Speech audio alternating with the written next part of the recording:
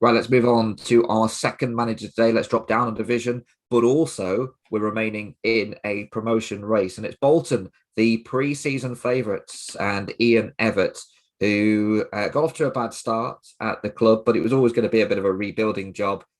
Everyone then sort of went a bit cool on them, but now, Mike, they're firmly back in the race, and Saturday's 1-0 victory over Forest Green was yet another sign that Evatt really is delivering. Yeah, absolutely. It's a phenomenal run they're on. I think it's 11 wins and 2 draws from the last 13 matches. Very similar to the run he had that, once things clicked into place for Barrow. There's a lot of very similar patterns to see in the work that he did at Barrow and the work he's doing now at Bolton.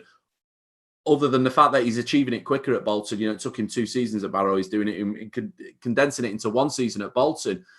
And yeah, I'm kind of, I'm a little bit apprehensive to talk about this because I don't want to jinx Bolton because, on Foxpunter, we're all behind them on, 40-1 for the title. But having backed them in November because the early data was so poor, but it was so evident of what Ian Evatt was trying to do in changing the culture, an entire rebuilding job. And I think that what's been so impressive, I think, is the fact that it's conviction. It's the level of conviction he operated with in those early months.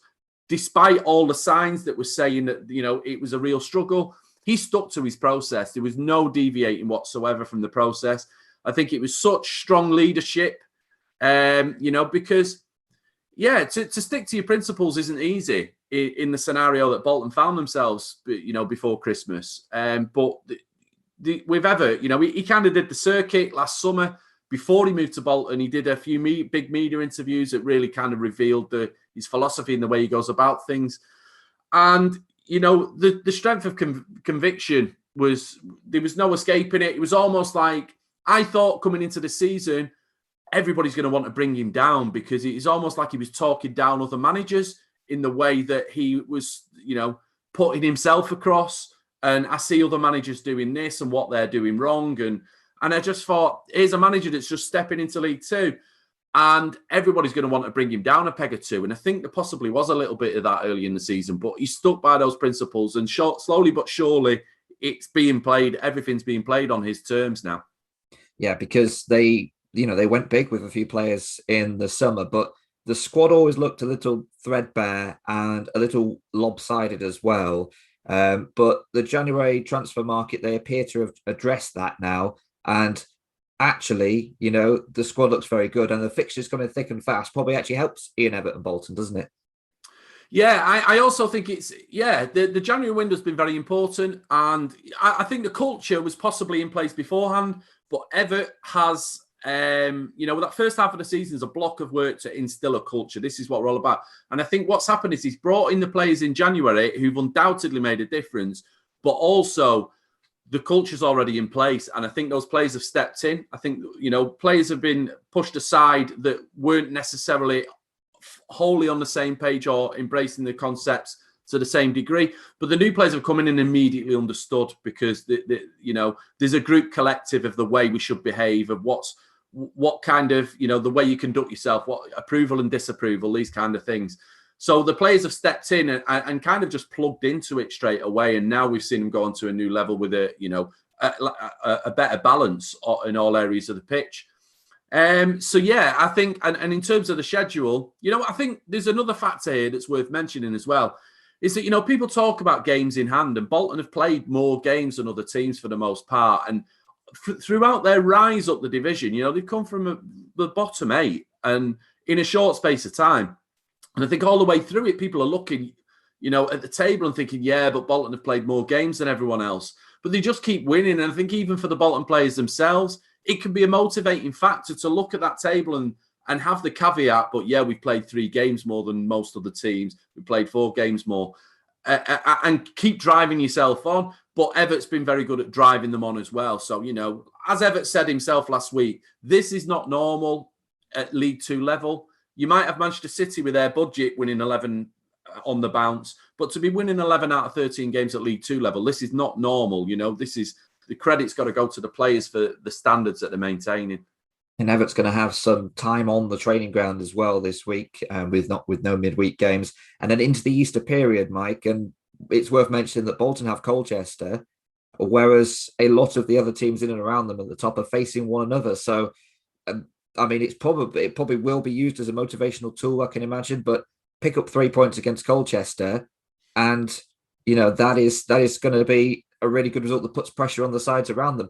And to me, Evatt doesn't feel like the sort of manager who will ever let his side stand and slip just because they're facing a side who are in a relegation battle. Yeah, I think it's his personality type and his flow state is very much about once you achieve that benchmark, it's all about driving forward to maintain that benchmark. You never regress, you never drop back.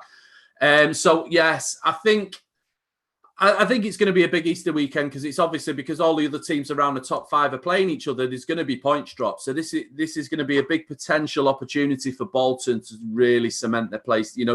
They appear to have cemented the place in the top 7 now. The next step over the Easter weekend, they've got a real big opportunity to cement the place in the top 3, and then it's going to be all eyes on the title if they can do that.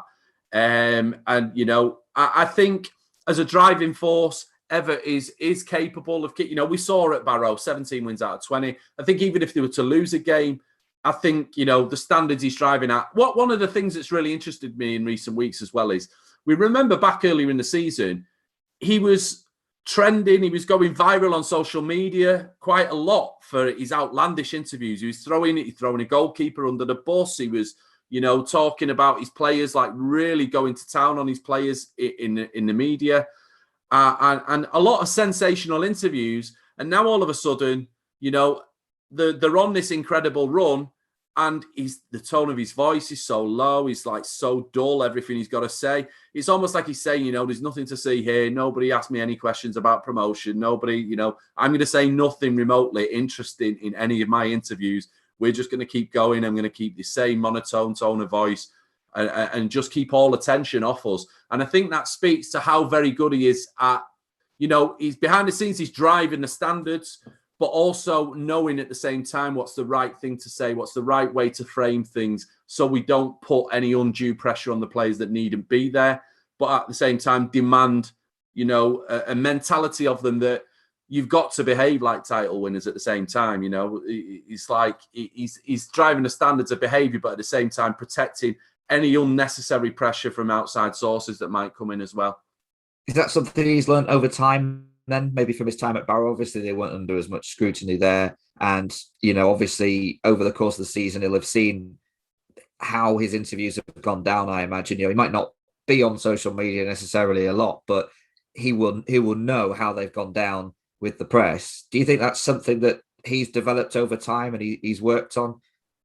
No, I think it's a natural flow state to understand the social dynamics and the group dynamics of a situation and what a group needs. And I think earlier in the season, I think they need, in order for his principles to land, I think the players needed a rocket. They needed to kick up the backside, and they needed you're watching his interviews, and sometimes he's quite abrasive in what he says, and you're looking, thinking, I don't like this guy, the way he's carrying on with himself. But he's in a rush to get to where he wants to get. And I think those earlier interviews in the season were very necessary, just as much as that. I don't think it's one's led to the other. I think he just knows what the group needs at any particular moment in time. And that might, you talk about him throwing the goalkeeper under the bus after, I can't remember what the game was now, but it was a couple of goalkeeping errors that turned what would have been a 1-0 win into a 2-1 defeat. And, I think Evatt would intuitively understand in that scenario that the damage I might do to this one goalkeeper will find out if he can stand up to it and how he reacts. And it was very noticeable that in the next game he reacted well, and then Evatt was full of praise. But in that particular instance, he was protecting the group by making, that goalkeeper was a sacrificial lamb, to protect the group's confidence. That it was, they had nothing to, there was no blame attached to them for the performance, but the 2 goalkeeping errors have cost us, and all the blame is attached there. And I need to protect the 10 and throw the 1 under the bus. Then it's up to me to deal with the 1 afterwards and get the 1 back on track. And that's what he's done. And I think he understands these social dynamics of what cards to play and when.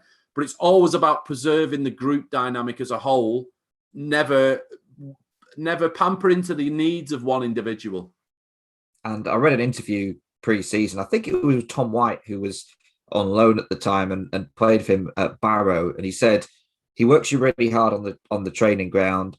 He's a real tough taskmaster on a daily basis. But one of the great things about working for Ian Evatt is that the door of his office is always open. He's not the sort of manager who ever locks himself away, and you can't approach, and it's always a bit hush hush around when he's conducting his business. The door's always open. You can go in, you can chat, you can talk about anything, you can put your concerns on the table, and he'll give you basically a fairly no nonsense approach of how to deal with it. And I suppose that's really good for the players, and particularly those coming in, and a squad that has plenty of younger players in as well, to know that any concerns, any problems, anything I want to get off my chest, the manager is willing to talk about it, and I could just go in there at any point. Yeah, he did an excellent interview with the Tifo football podcast back last summer, and he basically explained then how his door is open, and every morning he has this procedure where the players come in, and this can kind of sound, talk about accountability. The players have to come in every morning, they have to sign in. So you have to show that you're on time, but it's also an opportunity for a little 5-minute one-on-one time potentially, or, if anyone's got a problem. So it serves two purposes. It sets a standard. It makes sure that the players, they have to literally sign in and say what time they stand in.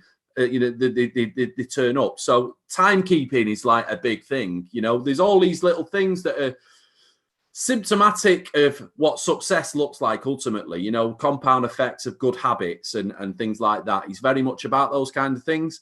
But also it's an opportunity to connect. So no player should ever have an issue that goes unmet, a need that goes unmet. If a player's got a problem in their life, that's the opportunity. You come in and sign in. Ian Evatt's there, sat face to face with you, asking, how's your day? How's everything going? Did you sleep well last night? And it's just a bit of small talk, and then that's your moment to say something. And if you say something, right, we're going to get your need met because it affects the group if we don't. I don't want anybody's needs so it's not necessary. It's always a group over the individual, but you need to know these individual needs, because if you've got 3-4 players at the same time, you've all got different needs not being met, that's going to seep into the group. That's going to affect the group dynamic eventually. And he's making sure that none of these little weeds begin to surface. It's like, make sure that every player is in a good place and in their personal lives and everything, and make sure that I'm connecting with them on a daily basis. So, yeah, kind of revealing about the way he goes about his man management style. Yeah, and, he's definitely got that man management style, because he was captain at Blackpool. He helped deliver promotion. Mike, I was never not going to mention it, quite frankly. But he was so good at speaking to the players and communicating with those on the pitch around him that it always felt like Ian Evatt was going to make a good manager. And here he is proving that theory right. But also 100%, heart of a lion, fully committed to every single game. Even when the rest of the team were garbage, Evatt would always have a 7 out of 10, 8 out of 10 at least. And, that fight now is going to serve them well, isn't it? Particularly if they only make the playoffs as opposed to automatic promotion. Definitely. And I think there's a couple of interesting key points there about his time at Blackpool as well. We've just talked about the personal thing, dealing with players as individuals and making sure the needs are met. Ian Holloway was a big influence on Ian Evatt in that regard. And he referenced him on the Tifo football podcast that I just mentioned.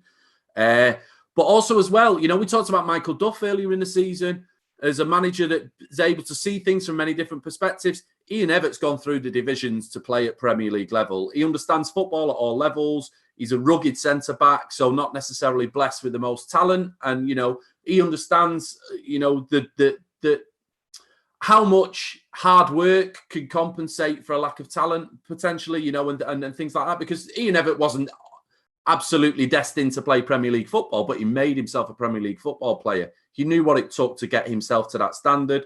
And these are really important factors in terms of the job he's got to do now and the players that he's working with now.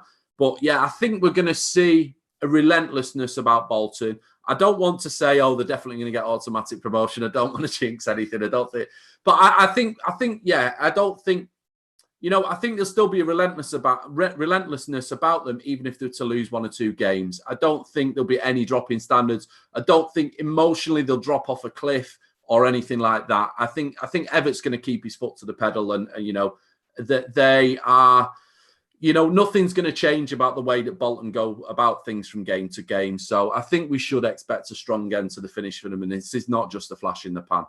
I'm not going to ask you to talk about their promotion chances again, Mike, because I can feel you shuffling around in your seat, getting nervous as you do. But finally, I just want to ask: he's obviously National League. He's done, tick.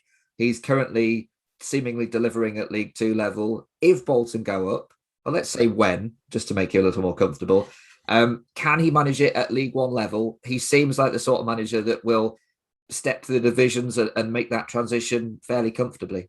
Yeah, he's not short of confidence. He's made it clear himself he wants to be managing in the Premier League. He believes that he will be managing in the Premier League, and that every single day he goes into work, he's geared towards becoming a Premier League manager.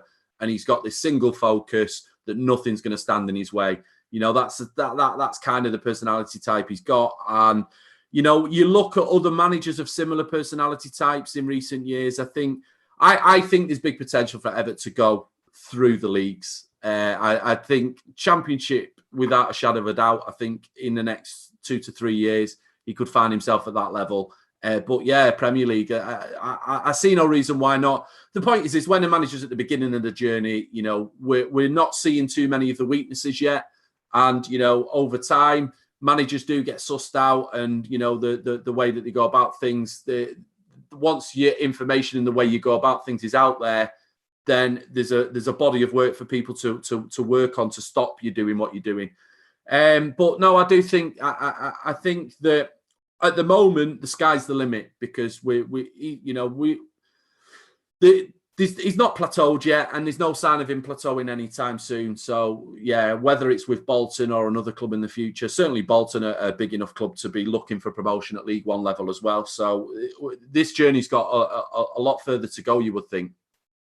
If you want to use anything you've heard about Ian Evatt on this podcast, or any of our previous managers, for betting purposes, to improve your betting on a weekly basis, then Mike, there's a free case study available.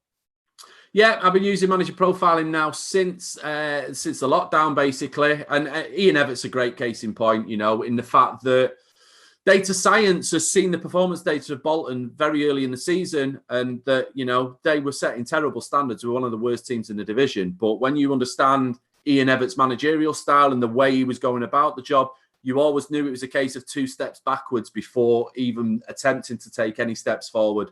So you get to the stage of, you know, November, and you're seeing prices like 40-1 for Bolton to win the title.